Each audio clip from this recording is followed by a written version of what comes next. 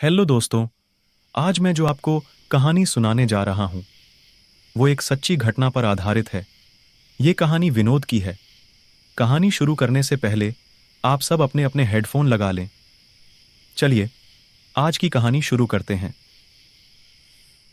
मेरा नाम राजेश है और मैं पेशे से एक ट्रक ड्राइवर हूं।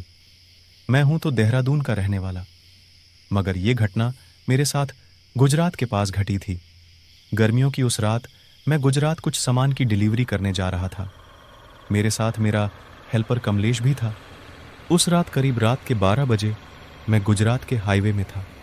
जिस जगह पर मैं था उस हाईवे के दोनों तरफ दूर दूर तक सिर्फ खेत और कहीं कहीं पर जंगल थे। उस समय कमलेश गहरी नींद में सोया हुआ था। दरअसल जब मुझे नींद आती तो वो ट्रक चला लेता था, इसलिए जिस वक्त मैं ट्रक चला रहा होता उस वक्त वो आराम से सोता था। जब मैं खेतों के बीच हाईवे में अपना ट्रक दौड़ा रहा था कि अचानक मुझे ऐसा लगा जैसे मेरे ट्रक के नीचे कुछ आ गया हो, जैसे कोई जानवर या फिर कोई इंसान। कहीं कोई इंसान तो नहीं, ये सोच के मैं ट्रक से नीचे उतरा और मैंने ट्रक के नीचे अच्छे से देखा। ट्रक के नीचे कुछ भी नहीं था। खैर मैं वापस अपने ट्रक में चढ़ा और मैंने ट्रक वापस से स्टार्ट करने लगा, मगर ट्रक एक अजीब सी आवाज करके रुक गया। अभी भी ऐसे लग रहा था जैसे नीचे कुछ हो। मैंने कमलेश को उठाते हुए उसे बाहर उतर नीचे देखने का बोला।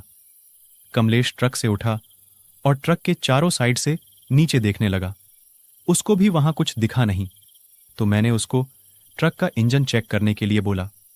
कमलेश ट्रक के सामने गया और इंजन चेक करने लगा। वो इंजन चेक कर ही रहा था कि तभी मैं भी ट्रक से उतरकर थोड़ा जंगल की तरफ जाकर पेशाब करने लगा।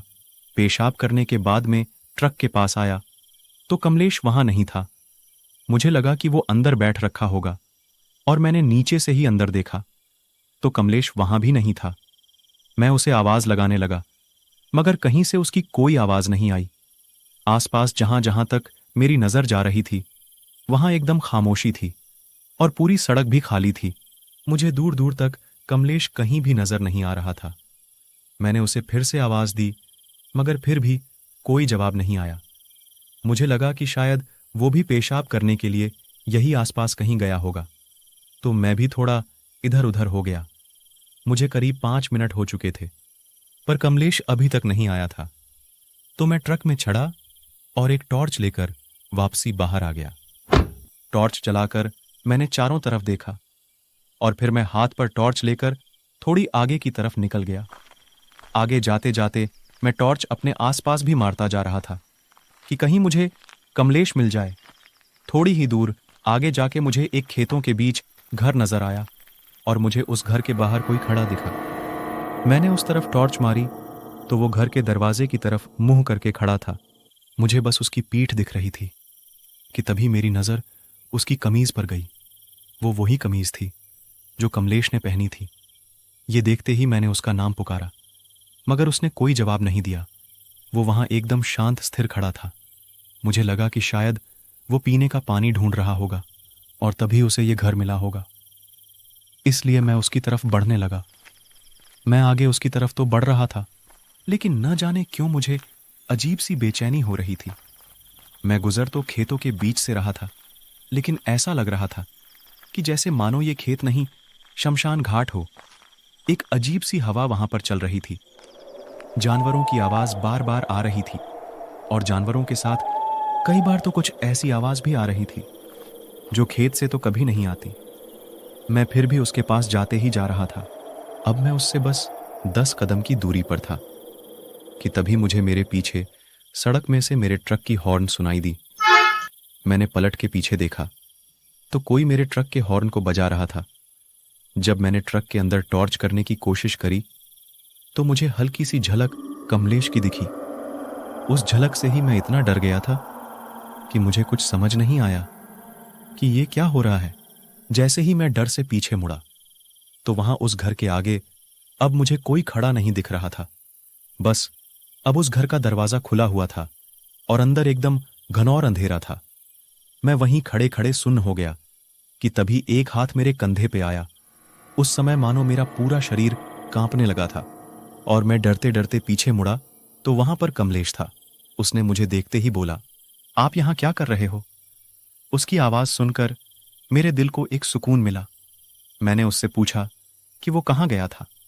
तब उसने बताया कि वो वहीं ट्रक के आसपास ही था। ये सुनते ही मैंने उसको बोला कि मैं जब इतनी देर से आवाज मार रहा था तो तूने सुना क्यों नहीं? तो उसका कहना था कि उससे कोई आवाज सुनाई नहीं दी। मुझे अब ये सब कुछ बहुत अजीब लगने लगा था। मुझे जो महसूस हो रहा था वो शायद कमलेश को नहीं हो रहा था। मैं तुरंत उसको वहां से ले गया और हम दोनों ट्रक में बैठ गए। मैंने ट्रक को स्टार्ट करने की कोशिश की और ट्रक तुरंत स्टार्ट भी हो गया। ट्रक को स्टार्ट होता देख ही कमलेश ने बोला, मैंने ट्रक ठीक कर दिया था। मैं बिना कुछ बोले ट्रक को आगे चलाने लगा। आगे जाते समय जो मुझे ट्रक के शीशे से पीछे दिखा, उसको देखते ही मानो मेरा रोम रोम कांप उठा। मुझे ट्रक के पीछे एक साया कमलेश की शक्ल में नजर आया। ये बात मैंने कमलेश को नहीं बताई और मैंने ट्रक सीधा आगे चला दिया। तो दोस्तों, ये थी आज की कहानी। अगर आपको पसंद आई तो वीडियो को लाइक ज़रूर करें और आप कहाँ से ये कहानी सुन रहे हैं हमको कमेंट करके बताएं और चैनल को याद से सब्सक्राइब कर दें। हेलो दोस्तों, अगर आप हमारे चैनल से नए जुड़े हैं तो हमारे चैनल भूतोपीडिया को ज़रूर सब्सक्राइब करें